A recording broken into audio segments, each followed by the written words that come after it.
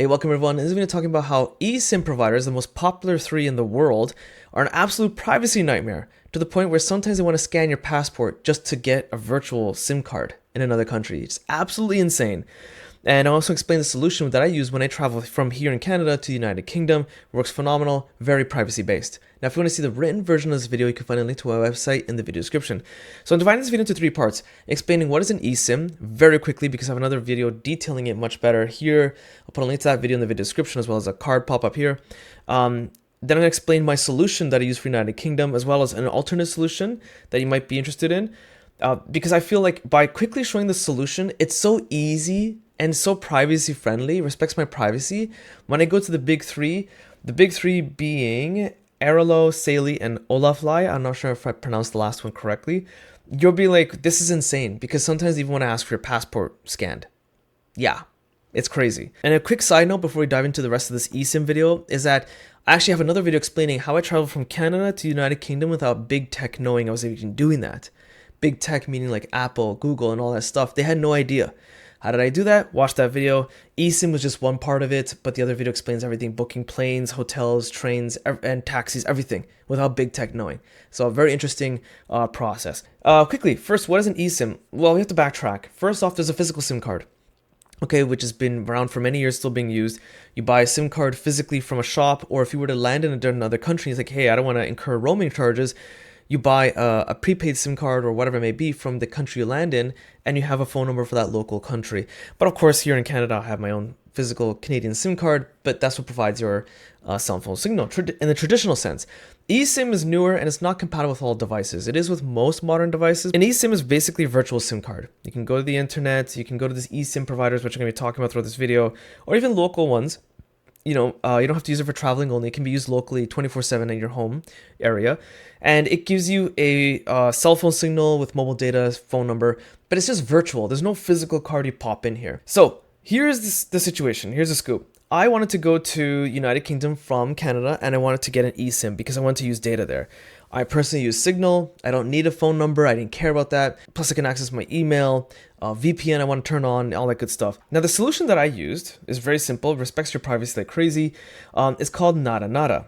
And it was really hard to find any information about this company because I believe that they switched their company name maybe in the last year or so. So reading Reddit or anywhere else is very hard to find information. But here's interesting is that when you scroll down, there's a testimony from Jack. For those of you who don't know who he is, on X, he's the, I think the co-founder, one of the original founders of Twitter before it was bought up by Elon Musk and turned into X, and I think Square as well. So the fact that he's endorsing it is pretty interesting. Although my personal rule of thumb is, whenever a billionaire says something, take it with their word of caution. Don't be one of those crazy people that believes everything blindly. Despite me not hearing about this company ever, Nada, I'm not endorsed by them. Their prices was almost half of that of the big three, Saily, Ola, and Airalo. That was the other shocking thing. They have a whole bunch of stuff. So what basically happens is if you want to get an eSIM, you put in your country. So let's say I'm going to the United Kingdom. This is what you basically get. You get this pricing super cheap. It tells you everything you need to know about it here. And the payment methods allows you to be a little bit more anonymous if you want to. So they support a whole bunch of different, traditional services like MasterCard, Visa, Apple Pay, this and that, Amazon Pay. But they also support a whole bunch of cryptocurrencies. So if you somehow have that not tied to your name, they don't care. They'll be like, go ahead and pay us with your cryptocurrency and remain anonymous. They didn't ask for my name. They only asked for my email. But the beautiful thing about the email is that it was optional, which I choose to opt in. I didn't have to here. I just wanted a confirmation receipt just in case I had an issue and to call from the UK for help. So how does it work? You get like a printout PDF. You can print it as a PDF or you can print it as a physical paper. You don't have to email it. And then it has instructions exactly what to do. How to activate on your phone. It's super easy. I've never done this in my entire life. It was super easy for me to do on my wife's phone and my phone. We're both running different phones. Super simple. I would assume Peak is the same. Super privacy based, very cheap, very well working. In fact, as I continue blabbering away, I'm going to put a recording here. I was recording my screen while I was still in the UK at the airport. And you can see that there's different service providers to choose from, which worked through Nada. Super easy. There was Vodafone, I think 3, O2. I could choose whatever one I wanted. And because we're traveling from Edinburgh on a train to England, it was about a 4-hour commute. Cell phone signal was coming in and out, but I was able to switch through those carrier providers easily because it's like a single tap. It's super easy. There's another service provider which I did not use. I have no experience with this. I'm being very transparent, but I heard about it and they have a very similar philosophy to Nada Nada. It's called eSIM. It's the same concept. You get an eSIM for whatever country is available listed in their service. They basically tell you that they don't want to know who you are. They don't want your name. You can pay with crypto. They want you to be anonymous. They actually have a sub page, which I lost here somewhere, where they actually call out Airlo and basically compare their service to Airlo and basically saying how all this information that Airlo collects is unnecessary. So let's dive into it. So I was originally going to go with Saily before I did this rabbit hole research, and that's because it's very popular. I've seen ads for it, and I thought, okay, if you go on their homepage, it literally says the company behind NordVPN. NordVPN is the same company that provides the VPN service with those very scary ads, those commercials that play on TV and other places, scaring you, basically saying if you don't have NordVPN, your data is gonna be sold and collected. People are gonna steal your credit card number when you shop online. This and that. I debunked all that. I ripped them apart in a video. I'll put a link to a video with that in the description as well as a pop-up card here, in which I basically debunked it and said it's just a whole bunch of trash. Some of it's true, some of it's a gray area, some of it's just absolute, just a lie. So it's ironic to me that Saily, a company that is purposely collecting as much information as possible, including your passport in some cases, is run by NordVPN, a company that scares you into using their privacy-based VPN service. It's just so ironic and so sad that this is what the world has come to. Their plans are much more expensive than Nada Nada and eSIM. That's one thing to keep in mind. And also, to use their service, they do their absolute best to force you to install their app. You don't have to, but the workaround to it is a nightmare. But before I even got to that, I was on the checkout page. I picked a random plan. I'm just showing you for demonstration purposes. And if I say, hey, I'm going to pay with PayPal, you get this pop-up when you try to click on it. It's saying, no, you must continue by logging into your Google or Apple account.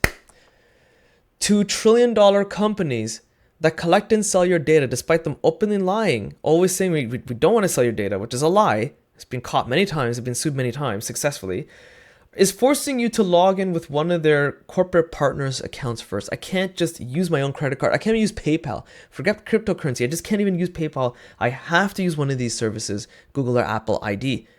By doing that, they can't technically see what I'm doing unless Saily sells it to them. But by logging with my Google or Apple account, Google and Apple will immediately know, hey, Suk is using Saily. He's most likely going to travel. He's going to an eSIM. Let's add that to his personal profile and we'll sell that data about him as new information. That's the red flag, and that's how I found Nada Nada and eSIM. To make things worse, if you look at the Saily app on, and this is Android, I'm sure the permissions are the same on iPhone, but I'm just showing Android because that's what I use. If you look at it, they force you to kind of use their app, and this is the same with the other services. They're no exception. And if you just kind of pause the video, you can look at these for your own pace. It is crazy how much data they want. They want photo and video upload. Why? It's an eSIM. It makes no sense. It's absolutely absurd and just a complete violation of your privacy. The next one is Olafly, and this one is driving me nuts because we saw ads for it abroad a lot. I was like, they have a lot of money. Where is this money coming from? Selling your data. The commercials are just just insanely everywhere. And what's crazy about it is when you read the privacy policy, there's some stuff that they share about it openly, saying, hey, we collect your data. Do we collect your personal information? And if you look at one particular example, this is probably the biggest highlight here about privacy and not selling your data.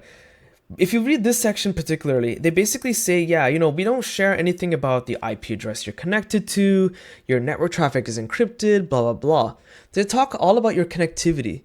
They don't talk about the part where you have to enter your first name, last name, your email address, your credit card information, installing the app, the data is collecting from your app just by being installed, simply being installed, like your GPS location. They don't mention any of that, but they go over all that, skip it, and say, yeah, your connection is encrypted, we can't see anything when you're using your mobile eSIM.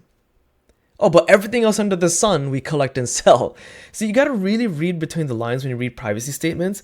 There's a lot of gotchas and a lot of legal loopholes in which if you try to sue them, it's like, well, we never said that, okay? And if you look at Olafly's app, again, a privacy nightmare, and in some countries they do ask for your passport to be scanned. Nada and Pika don't even want your name for that matter. So what information does the Ola app want, which is almost mandatory in order to use their eSIM service, which makes no sense. You don't need an app to use an eSIM. You do not need it. I've done this in the UK with Nada.